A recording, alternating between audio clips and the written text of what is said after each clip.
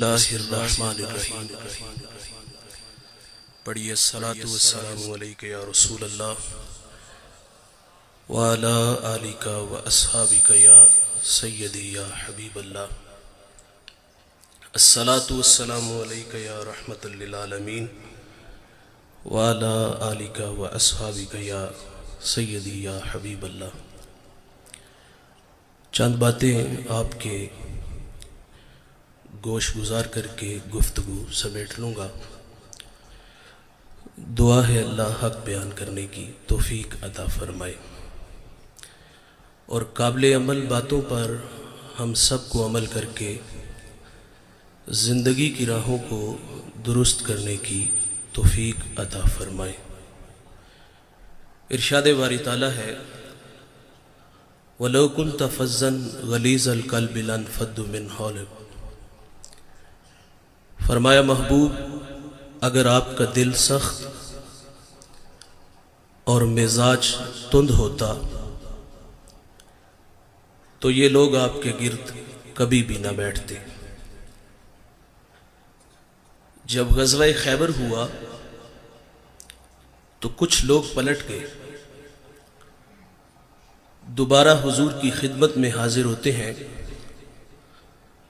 تو آپ صلی اللہ علیہ وسلم عفو درگزر سے کام لیتے ہیں۔ حاضرین مجلس، دین محبت سے پھیلا ہے، دین حسن اخلاق سے پھیلا ہے۔ ایک ہندو شاعر کہتا ہے یہ لڑتے قبائل کو کس نے بتایا، محبت نہیں ہے تو کچھ بھی نہیں ہے۔ کائنات کی چمک، کائنات کی رونق، یہ سب محبت کے دم قدم سے ہے۔ نبی رحمت صلی اللہ علیہ وسلم فرماتے ہیں تم میں اچھا وہ ہے جس کا اخلاق اچھا ہے، اور وہ اچھا نہیں ہے جس کا اخلاق اچھا نہیں ہے۔ حضور کی خدمت میں ایک خاتون کا تذکرہ کیا گیا کہ بندہ نواز صوم و صلات کی پابند ہے، لیکن اس کے رویے سے اس کا ہمسایہ اذیت میں ہے، تو فرمایا وہ عورت جہنمی ہے۔ آقا فرماتے ہیں گھر خریدنے سے پہلے ہمسایہ اور سفر کرنے سے پہلے ہم سفر دیکھ لیا کرو۔ اور حضرت علی رضی اللہ تعالیٰ عنہ کا قول ہے، آپ فرماتے ہیں 5 چیزیں سعادت مندی کی نشانیاں ہیں، بیوی موافق ہو، بھائی متقی ہو، بیٹے نیک ہوں، اور ان میں ایک فرمایا کہ اس کے پڑوسی اچھے ہوں، اور 5واں فرمایا کہ اس کا رزق اس کے اپنے شہر میں ہو۔ ہمسایہ دیوار کا ہے یا سرحد کا؟ اگر ہمسائے اچھے میسر نہ آئے تو زندگی عذاب ہو جاتی ہے، اور اگر کسی کو اچھے ہمسائے مل جائیں تو یہ بہت بڑی دولت ہے۔ ابو حمزہ ایک بہت بڑے محدث گزرے ہیں، اور ان کے بارے میں مشہور تھا، لوگ کہتے تھے کہ یہ نشہ بیچتے ہیں۔ وہ کوئی منشیات کا کام نہیں کرتے تھے، بلکہ جب وہ حدیث رسول بیان کرتے تو لوگوں پہ نشہ طاری ہو جاتا تھا۔ ابو حمزہ کا ہمسایہ اس کو بامر مجبوری مکان فروخت کرنا پڑا، اور اس نے باہر لکھ کے لگا دیا مکان برائے فروخت، اور نیچے اس کی قیمت بھی لکھ دی 2000 میرے مکان کی قیمت ہے، اور مزید لکھا کہ 2000 ابو حمزہ کی ہمسائیگی کا بھی لوں گا۔ تو لوگوں کی ایک لمبی لائن لگ گئی تھی 4000 دینار دینے کے لیے، اور جب ابو حمزہ کو پتہ چلا کہ میرا ہمسایہ مکان بیچ کر کے یہاں سے جا رہا ہے تو آپ نے خادم کو 4000 دینار دیے اور فرمایا جلدی جاؤ اور یہ میرے ہمسائے کو دے آؤ اور اسے کہنا کہ یہ تو ویسے ہی رکھ لے لیکن مجھے چھوڑ کے نہ جانا۔ اچھا ہمسایہ بہت بڑی دولت ہے۔ حضور کی خدمت میں خاتون کا تذکرہ ہے، نمازیں بھی پڑھتی ہے، روزے بھی رکھتی ہے، لیکن زبان کا زہر کوبرا سانپ سے بھی زیادہ زہریلا ہے، تو فرمایا جہنمی ہے۔ اسی طرح ایک اور عورت کا تذکرہ ہوا، معمول کی نمازیں ہیں، معمول کے روزے ہیں، لیکن اس کے رویے سے اس کا ہمسایہ خوش ہے، تو میرے نبی فرماتے ہیں وہ عورت جنتی ہے۔ جنت کا معیار کیا ہے؟ میٹھے بول، اچھے اخلاق۔ امام منذری الترغیب والترہیب میں ایک روایت لائے ہیں، یہ 6 صدی کے محدث ہیں، حدیث کی معتبر کتاب ہے۔ حضور کی خدمت میں ایک جوان حاضر ہوا جس کا نام نامی اسم گرامی جابر بن سلیم تھا۔ حضور سے پہلی ملاقات تھی اور اللہ نے اپنے محبوب کو یہ کمال بخشا تھا کہ آپ پہلی ہی ملاقات میں اپنا بنا لیتے تھے۔ ان کے بول بہاروں جیسے اور اصحاب ستاروں جیسے، مٹھیاں مٹھیاں بولیاں مدنی ڈول دیاں، کنا دے وچ رہندیاں مشری گول دیاں۔ میٹھی میٹھی باتیں سنی من میں اتر گئی، ایمان نصیب ہوا۔ جانے لگے تو حضور سے عرض کرتے ہیں آقا میرے دامن میں کچھ حکمت کے موتی ڈال دیجئے۔ جو ابھی ابھی ایمان لایا ہے اس کو حضور نبی رحمت صلی اللہ علیہ وسلم نے پہلی نصیحت کیا فرمائی؟ نماز پڑھا کرو، روزے رکھو، حج کے لیے نکلو، مال کے نصاب ہو تو زکوٰۃ دو۔ جو ابھی ابھی ایمان لایا ہے اس کو سب سے پہلی نصیحت یہ ارشاد فرمائی، لا تسبن احدا، فرمایا جابر کسی کو گالی نہ دینا، اس کو اخلاق سکھائے۔ اور آپ فرماتے پھر میں نے ساری زندگی کسی جانور کو بھی گالی نہیں دی۔ ہمارے بچے بولنا سیکھتے ہیں تو گالیاں سیکھتے ہیں۔ ہمارے گھر کا ماحول ایسا ہے، والد بچوں کو گالیاں دیتا ہے اور وہ بچپن میں سیکھی گالیاں کل بڑے ہو کر وہ والد کو بھی گالی دیتا ہے۔ فرمایا کسی کو گالی نہ دینا، اور میرے نبی کا فرمان ہے مرغے کو گالی نہ دو۔ کیوں؟ فرمایا اس لیے کہ وہ تمہیں نماز کے لیے اٹھاتا ہے۔ یہاں رک کر کے ایک جملہ عرض کروں گا، فرمایا مرغے کو گالی نہ دو، وہ تمہیں نماز کے لیے اٹھاتا ہے۔ آج لوگ علماء کو گالیاں دیتے ہیں جو لوگوں کو دین سکھاتے ہیں، جنہیں استنجا کرنے کا بھی پتہ نہیں نہ ہوتا، جو منہ میں آتا ہے وہ کہہ دیتا ہے۔ فرمایا پسو کو بھی گالی نہ دو۔ تعلیم تو یہ ہے کہ کسی پر لعنت بھی نہ کرو۔ سیدنا صدیق اکبر رضی اللہ تعالیٰ عنہ فرماتے ہیں ایک دن مجھے غلام پہ غصہ آ گیا اور میں نے اس پہ لعنت کر دی، تو نبی رحمت صلی اللہ علیہ وسلم فرماتے لعین وصدیقین کلا ورب الکعبہ، صدیق بھی ہو اور لعنت بھی کرے، رب کعبہ کی قسم ایسا ہرگز نہیں ہو سکتا۔ تو آپ جی ہی جی میں شرمسار ہوئے اور اس غلام کو آپ نے کفارے کے طور پہ آزاد کر دیا۔ جابر کو حضور نے پہلی نصیحت فرمائی کہ کسی کو گالی نہ دینا۔ دوسری نصیحت فرمائی کہ جابر نیکی کو حقیر نہ جاننا۔ ہم لوگ گزر جاتے ہیں اس خیال سے کہ بھلا اس کا اجر کیا ہوگا۔ رحمت حق بہانہ می جوید، اللہ کی رحمت بندے کو بخشنے کے بہانے ڈھونڈتی ہے۔ ایک بہت بڑے محدث دنیا سے گئے، کسی کو خواب میں ملے تو پوچھا سنائیں صاحب کیسے ہیں؟ کہا جنت کا باغ ہے قبر، آسودہ ہوں. تو اس نے عرض کی کہ آپ کا کون سا عمل آپ کی بخشش کا سبب بنا؟ تو کہا ایک چھوٹا سا عمل. کہا وہ کیا؟ انہوں نے بتایا کہ میں ایک دفعہ حدیث لکھنے بیٹھا, سیاہی میں قلم ڈبویا, باہر نکالا, لکھنے لگا کہ اس پہ ایک مکھی آ کے بیٹھ گئی.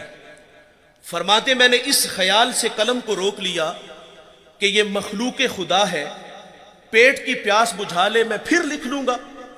کہتے ہیں اللہ کو میری یہ ادا پسند آئی اور اللہ نے میری مغفرت فرما دی. جابر کو حضور نے ایک اور نصیحت فرمائی کہ جابر بن سلیم, جس سے بھی ملو تو خندہ پیشانی سے ملو. ہم سٹیٹس کو باہر رکھتے ہیں, مذہبی لوگ ہیں ہم. غریب آدمی ٹائم لینے آ جائے تو ہم ٹائم بھی نہیں دیتے, کوئی مسئلہ پوچھنے آ جائے تو ہم مسئلہ بھی نہیں بتاتے. انتہائی معذرت سے کہوں گا, ایک بندہ ڈسٹرکٹ منڈی بہاولدین سے چلا ہے, ایک کراچی سے چلا ہے, ایک پنڈی سے ہی چلا ہے. وہ لمبا سفر کر کے ہمارے پاس آیا ہے اور اس کی حیثیت کو دیکھ کر تسبیح دے کے مسجد کی نکر میں بٹھا دیا جائے کہ یہاں بیٹھ کے وظیفہ کرو. دیکھیے ہم جب کسی کے ہاتھوں میں ہاتھ دیتے ہیں تو وظائف کی کوئی کمی نہیں ہوتی. 1.25 لاکھ مرتبہ پہلا کلمہ پڑھنا ہے, درود پڑھنا ہے, استغفار پڑھنا ہے. ایک وظیفہ ختم ہوتا ہے تو دوسرا ملتا ہے. وظائف کی تو کمی نہیں. وہ تو کوئی کندھا تلاش کرنے آیا تھا کہ جہاں سر رکھ کے وہ روئے. وہ من کا کوئی دکھڑا کہنے آیا تھا, لیکن اس کو نظر انداز کیوں کیا گیا کہ اس کے پاس صرف آنے جانے کا کرایہ ہے. وہ واصف علی واصف کہتے ہیں تسلیم کے بعد تحقیق گمراہی ہوتی ہے. اس نے تو دل سے اپنا کہا تھا اور وہ جو ہے وہ عقیدت میں بیٹھ کے وظیفے میں مشغول ہے, لیکن اچانک اس نے اپنی آنکھوں سے ایک منظر دیکھا کہ ایک کلف لگے کپڑوں میں آیا اور اس کے آگے پیچھے خدام ہے, اور وہ سیدھا حجرے میں چلا گیا اور اندر سے آواز سنتا ہے کہ آپ کسی کے ہاں پیغام بیچ دیتے تو میں خود ہی آ جاتا. بتائیے اگر یہ رویے ہمارے ہوئے تو لوگوں کو دین کہاں سے ملے گا؟ اور جو باہر بیٹھ کے وظیفے میں مشغول تھا, اس کے دل پہ جو نشتر اور تیر چلے اس کا مداوع کس نے کرنا تھا؟ جس سے بھی ملو تو خندہ پیشانی سے ملو. آپ اپنے ملازم سے اس طرح بات کیا کرو جس طرح اپنے بیٹے سے بات کرتے. میرے قریب آقا صلی اللہ علیہ وسلم عید کے دن عیدگاہ کی طرف تشریف لے کے جا رہے ہیں. سریرا کھلا میدان آیا, بچے عید کی خوشیوں میں مسرور تھے, لیکن ایک جانب عجیب تماشا تھا. ایک بچہ ہے, تن پہ جو پیرہن ہے وہ پھٹا ہوا ہے, آنکھیں نمناک ہیں. حضور گزرے کہ اس بچے کو دیکھا تو قدم رک گئے اور فرمایا بیٹے آپ کیوں رو رہے ہو؟ شاید کہ وہ حضور کو پہچان نہ سکا. عرض کرتا ہے کہ فلاں غزوے میں میرے والد حضور کے ساتھ تھے کہ شہید ہو گئے. میں یتیم ہو گیا, ماں بیوہ ہو گئی, ماں نے دوسرا نکاح کر لیا, ستیلے باپ نے میرے مال پہ قبضہ کر لیا اور مجھے دھکے دے کے گھر سے نکال دیا. تو آقا فرماتے ہیں بیٹے کیا تو اس بات پہ راضی نہیں کہ محمد تیرے باپ لگے, عائشہ تیری ماں لگے, فاطمہ تیری بہن لگے, علی تیرے چچا لگے اور حسن و حسین تیرے بھائی لگے. وہ بچہ کہتا ہے اگر یہ سارے رشتے میرے ہیں تو مجھے اور چاہیے بھی کیا. حضور عیدگاہ نہیں گئے, اس بیٹے کو لیا, گھر تشریف لے آئے, اس کو کھانا دیا, لباس دیا, پھر انگلی تھامی اور عیدگاہ کی طرف تشریف لائے. سریرا جب کھلا میدان آیا نا تو وہی بچے جو عید کی خوشیوں میں مسرور تھے اور اس کے تن پر قیمتی لباس دیکھا اور اب نبی رحمت صلی اللہ علیہ وسلم کی انگلی تھام کے عیدگاہ کی طرف جا رہا تھا تو پھٹی نگاہوں سے دیکھ کے کسی نے کہہ دیا بھائی جان ابھی تو رو رہے تھے.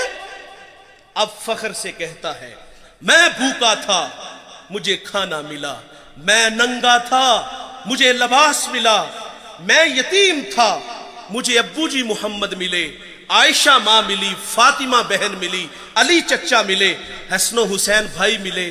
وہ کہتا ہے اب بھی میں رہوں،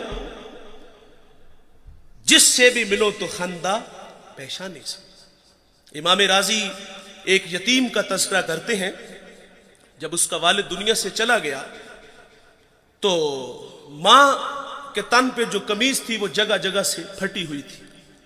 ماں سے کہتا ہے ماں اگر رخصت دو تو چچا سے آپ کے لیے قمیض نہ لے آؤں۔ ماں نے کہا بیٹے تو عرب کی روایت سے واقف نہیں، تیرا چچا تجھے قمیض نہیں دے گا، دھکے دے گا۔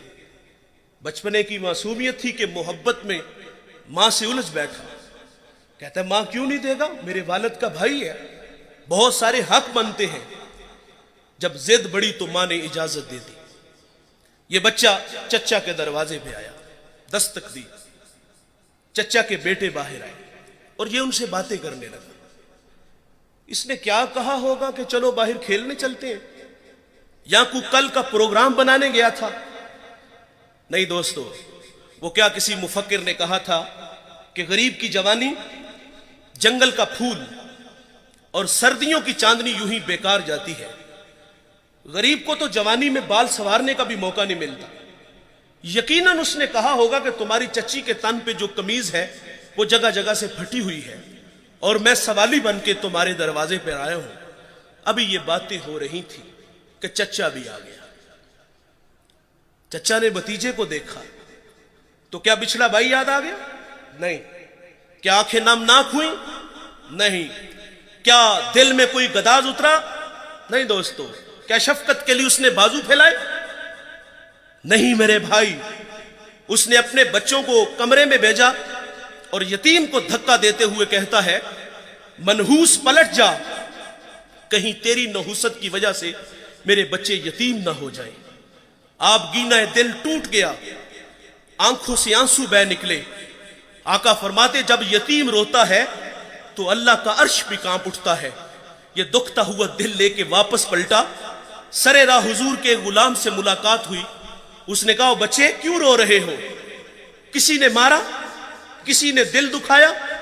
کہا ہاں، مجھے عرب کی تلخ ہواؤں نے رلا دیا، میں یتیم ہوں، دھکے کھا کے آیا ہوں۔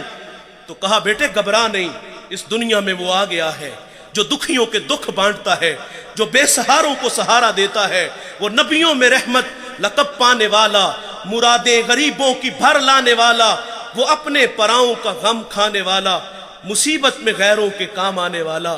کہا میرے نبی محمد دنیا میں جلوہ گر ہو چکے ہیں، اس وقت حرم میں بیٹھے ہیں، جاؤ جو مانگو گے وہ عطا کریں گے۔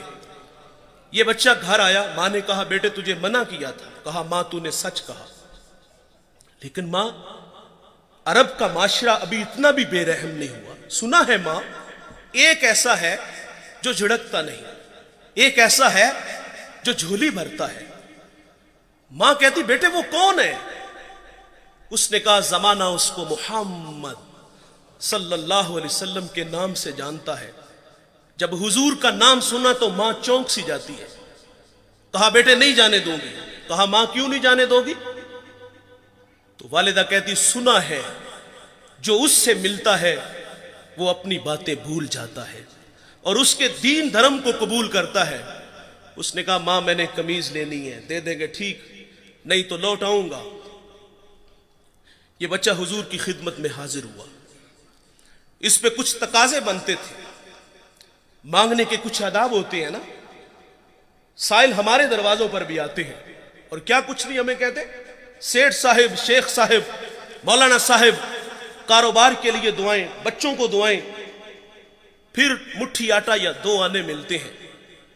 اس بچے پہ تقاضا بنتا تھا، پہلے یتیمی کا داغ دکھاتا، پھر اپنوں کے رویے بتاتا، پھر سرے راہ ملنے والے حضور کے غلام کی کہانی چھیڑتا کہ میں نے سنا ہے آپ کے بارے میں، آپ بڑے رحیم ہو، بڑے کریم ہو، مہربان ہو، جو مانگو عطا کرتے ہو۔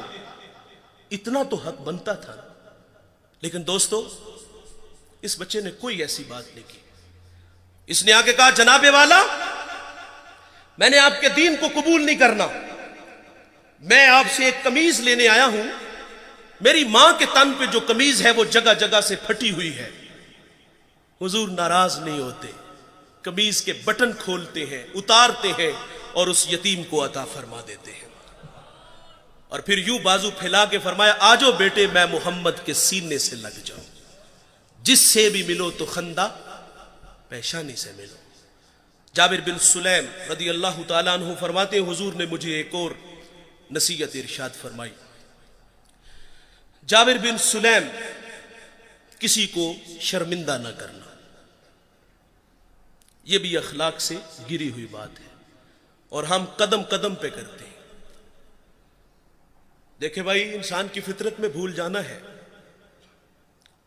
कोई बंदा मरने से पहले आ जाए, हाथ जोड़ के कह दे कि या अल्लाह आज के बाद गुनाह नहीं करूंगा, यह उसका वादा है कि जो मेरी चौखट पे 2 आंसू ले आता है मैं उसके गुनाह को लोहे महफूज से मिटा देता हूं। हम तो माइल बकरम है, कोई साइल ही नहीं, राह दिखलाएं किसे, कोई रह रवे मंजिल ही नहीं। जो गुनाह छोड़ देते हैं, आदत बारी ताला है, वो उनके गुनाहों को माफ कर देता है। बनी इसराइल में एक जवान था जिसका नाम किफल है। किफल किसी शरीफ आदमी का नाम नहीं, बहुत बड़ा बदमाश है। और उसकी बदमाशी क्या है, वो गरीबों की बेटियों को लूटता था।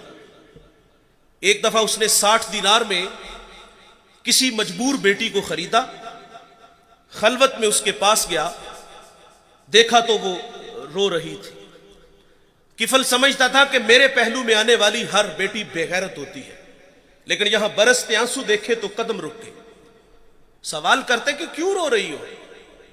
उसने कहा, किफल मैं शौक से नहीं आई, मुझे भूख तेरे तक खींच लाई है, मुझे गुर्बत तेरे तक खींच लाई है। यहां एक जुमला अर्ज करूंगा, जब मालदार लोग, जब सरमायादार लोग, जब वडेरे लोग गरीबों का हक नहीं ना देते, तो फिर गरीबों की बेटियां नीलाम हो जाती हैं। ये डायमंड मंडियां, ये बाजारे हुसन, ये कोठे, ये कंजरियां उस वक्त बनती हैं जब हम इनका हक नहीं देते। आज फख्र है कि बहुत बड़े जगीरदार हैं, बहुत बड़े जमींदार हैं, तिजोरियां खजानों से भरी हुई हैं और उनके हमने मुंह भी खोले हैं, पैसा पानी की तरह बहाते हैं। माशरे में हम दरिया दिल मशहूर है, लेकिन दौलत कहां लुटाते हैं? जहां नफ्स को हज मिलता है। मैं एक देहाती हूं, हमारे देहातों में मेले ठेले का माहौल होता है। कुत्तों की लड़ाई आई तो 50,000 वहां दे दिया, क्रिकेट मैच आया तो 1 लाख का इनाम वहां दे दिया। जहां नफ्स को हज मिला, हमने दौलत का मुंह वहां खोला। और जहां दौलत लुटाने से रब राजी होता है, उसकी रहमतें बरसती हैं, वहां गफलत की पट्टी। वो क्या किसी शायर ने कहा था कि देखा है मैंने शहर में कूड़े के ढेर पर 2 बच्चे लड़ रहे थे फकत एक बेर पर। फसलों को काटते कुछ टूटी चूड़ियां, कुछ बिक गई हैं दोस्तों गंदम के सेर पर। और गंदम अमीर शहर की होती रही खराब, बेटी मगर गरीब की फाकों से मर गई। और मोहसिन नकवी कहता है, मोहसिन ये गरीब लोग भी तिनकों का ढेर हुआ करते हैं, कभी पानी में बह गए तो कभी मलबे में दब गए। और अल्लाह ने आपको दौलत से नवाजा है। दौलत वहां दो जहां दौलत लुटाने से रब राजी होता है, उसकी रहमतें बरसती हैं। हमारे गुजरावाला धुल्ला चौक पे एक बूढ़ा दिन दिहाड़े आटे का थैला उठा के दौड़ लगाता है। नहीफ था, 2 कदम चला के लोगों ने पकड़ा और खूब जद्दोकोब किया। और बाद में सवाल किया कि बूढ़े ये जुर्रत क्यों की? तो वो बूढ़ा रोने लगा। वो कहता है 1 हफ्ता हो गया मुझे इस चौक में आके खड़ा होता हूं मजदूरी के लिए, और मुझे बूढ़ा समझ के लोग छोड़ के चले जाते हैं। हफ्ता हो गया, बच्चे भूख से मर रहे हैं। आज उनकी भूख देखी नहीं गई तो चोरी पे जो है वो आमादा हुआ। और दौलत यहां लुटाओ। ये नवाए वक्त में एक खबर छपी थी, कमालिया की बेटी वो शादी के काबिल थी, एक रिश्ता मिला, उधर से बारात आ रही है, इधर बेटी वाले तैयारियों में थे। हमसायगी में से किसी ने शरारत की कि जिसके घर में आ रहे हो वो अपनी बेटी को चंद जोड़ों के सिवा और कुछ भी नहीं दे सकता। बारात वहीं से वापस चली गई थी। बताओ उस बेटी के दिल पे जो कुचोके और जख्म लगे थे, उसका मदावा किसने करना था? चांदी उतर आई बेटियों के बालों में। मुफलिस को फिर उम्मीद है कि बारात आएगी। और किताबे जीस्त का एक और बाप बीत गया, जहेज बन न सका और शबाब बीत गया। और अल्लाह ने आपको दौलत से नवाजा है। गरीबों की बेवाओं की बेटियां घरों में बूढ़ी हो रही हैं, तुम कुत्तों की लड़ाई पे पैसे लुटा रहे हो, तुम हिजड़ों पे दौलत लुटा रहे हो। اگر دولت لٹانے کا شوق ہے تو معاشرے میں پھیلے ہوئے دکھ دیکھو، یتاما مساکین پہ دولت لٹاؤ تاکہ تم خدا کی رحمتوں کے مستحق ٹھہرو۔ لیکن دولت وہاں دی جہاں نفس کو حظ ملا۔ جب اس بیٹی نے کہا کفل مجھے بھوک تیرے تک کھینچ لائی ہے، یہ ایک جملہ کفل کی ہدایت کا سبب بنا۔ دل کے آئینے پہ چوٹ لگی، کفل رونے لگا، ہاتھ جوڑ کے کہتا ہے بہن مجھے معاف کر دے، تو جس عزت سے آئی ہے اسی عزت سے واپس گھر چلی جا، اور میرے لیے دعا کر کہ میں بڑا ہی کتا انسان ہوں، اللہ مجھے معاف کر دے۔ وہ بیٹی گھر چلی گئی اور ادھر تقدیر کا قلم چل گیا۔ اسی رات کفل کو موت آ گئی۔ صبح ہوئی تو زمانے نے کفل کی دیوار پہ یہ لکھا ہوا پڑا تھا کہ اللہ نے کفل کو معاف کر دیا ہے۔ وہ معاف کر کے راضی ہوتا ہے۔ بھائی ہمیں بھی آدر ڈالنی چاہیے۔ حضور کی خدمت میں ایک خاتون آئی اور عرض کرتی طہرنی یا رسول اللہ، طہرنی یا رسول اللہ، طہرنی یا رسول اللہ، طہرنی یا رسول اللہ۔ 4 دفعہ کہا آقا مجھے پاک کیجئے، آقا مجھے پاک کیجئے، آقا مجھے پاک کیجئے، آقا مجھے پاک کیجئے۔ حضور نے اس کا جرم پوچھا تو اس نے کہا کہ میں شادی شدہ ہوں، مجھ سے زنا کا ارتکاب ہوا، میرے پیٹ میں بچہ ہے۔ اور یہ حضور سے جب اس نے عرض کیا تو حضور فرماتے ہیں یہ گناہ تو نے کیا ہے، اس کی سزا بھی تیرے لیے ہے، اس بچے کا کوئی قصور نہیں۔ حضور نے اس کو مہلت دی، اس نے بچے کو جنم دیا، پھر 2 سال اس کو دودھ پلایا۔ 2.5 سال بعد حضور کی خدمت میں حاضر ہے، اس کو سنسار کیا گیا۔ پھر خود حضور نے جنازہ پڑھا۔ حضرت عمر رضی اللہ تعالیٰ عنہ عرض کرتے ہیں آقا یہ بڑی بدکار عورت تھی، تو میرے نبی فرماتے ہیں عمر اس خاتون نے ایسی سچی توبہ کی ہے، اگر اس کی توبہ کا 10واں حصہ اہل مدینہ میں بانٹ دیا جائے تو اللہ تعالیٰ سب کی مغفرت فرما دے۔ لیکن ہمارا حال کیا ہے؟ اگر غلطی ہو جائے تو ہم معافی نہیں کرتے۔ یار مثال کے طور پہ بندہ گناہ چھوڑ کے مسجد میں ہی آنا ہے نا اس نے، تو ہم کہتے ہیں لو 100 چوہے کھا کے بلی حج نو چلی، او پائی تینوں مسجد آراکی نے وہایا، اسی اللہ نے جس اللہ نے تمہیں دکھایا ہے۔ کبھی ہم کہتے چور چوری چھوڑ دیتا ہے، ہیرا پھیری نہیں چھوڑتا، جوتے چرانے آئے ہو۔ وہ یار وہ آ گیا ہے، مسجد کی آبادی کا سبب بنا ہے، ہمیں خوش ہونا چاہیے تھا۔ میں شکر گڑھ باؤنڈری پہ ایک گاؤں میں حاضر ہوا تو وہاں جو محلے کی مسجد تھی نا، وہاں نماز تو بڑی دور کی بات ہے، اذان پڑھنے کے لیے کوئی بندہ نہیں ملتا تھا۔ یہ مسجدوں کی حالتیں ہیں۔ اقبال جب اندلس گیا، قرطبہ مسجد جس کے 1400 ستون ہیں، اسے اجڑا دیکھا تو اقبال وہاں پھوٹ پھوٹ کے رویا تھا کہ رو رہی ہے آج ایک ٹوٹی ہوئی مینا اسے، کل تلک جس ساکی کے گردش میں پیمانے رہے، خیر تو ساکی سہی مگر پلائے گا کسے، اب نہ میں کش باقی رہے نہ میں خانے رہے۔ اقبال کہتا ہے واعظ قوم کی وہ پختہ خیالی نہ رہی، برق طبعی نہ رہی، شعلہ میں کالی نہ رہی، رہ گئی رسم آزاں روح بلالی نہ رہی، فلسفہ رہ گیا تلقین غزالی نہ رہی، اور مسجد مرثیہ خواہ ہے کہ نمازی نہ رہے، یعنی صاحب اوصاف وہ حجازی نہ رہے۔ اللہ کے گھر تو ویران ہے، اگر کسی کی پیشانی میں سجدوں کا نور ٹپک رہا ہے، وہ اللہ کے گھر میں حاضر ہے، ہمیں تو خوش ہونا چاہیے تھا، لیکن ہم شرمندہ کرتے ہیں۔ جب اللہ معاف کر دیتا ہے تو ہمیں بھی عادت ڈالنی چاہیے۔ علامہ سعدی لکھتے ہیں، شارح مسلم مفسر قرآن، ایک بوڑھے کا تذکرہ کرتے، وہ ہر سال حج کے لیے جاتا تھا۔ ایک دفعہ کسی نوجوان کو ان کے ساتھ جانے کا اتفاق ہوا، اللہ کے گھر میں پہنچے تو بوڑھے نے لبیک کہا، ہاتف سے آواز آئی لا لبیک، کہ بوڑھے تیرا کوئی حج نہیں۔ جو ساتھ نوجوان تھا وہ چونک سا گیا، اس نے کہا بابا جی آواز نہیں سنی؟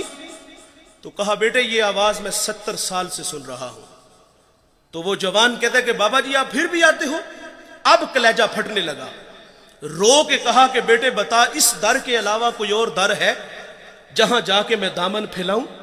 بس اتنا کہنا تھا کہ رحمت خدا بندی جوش میں آئی، ہاتف سے آواز آتی ہے کہ جا بوڑھے ہم نے تیرے 70 کے 70 حج قبول کر لیے۔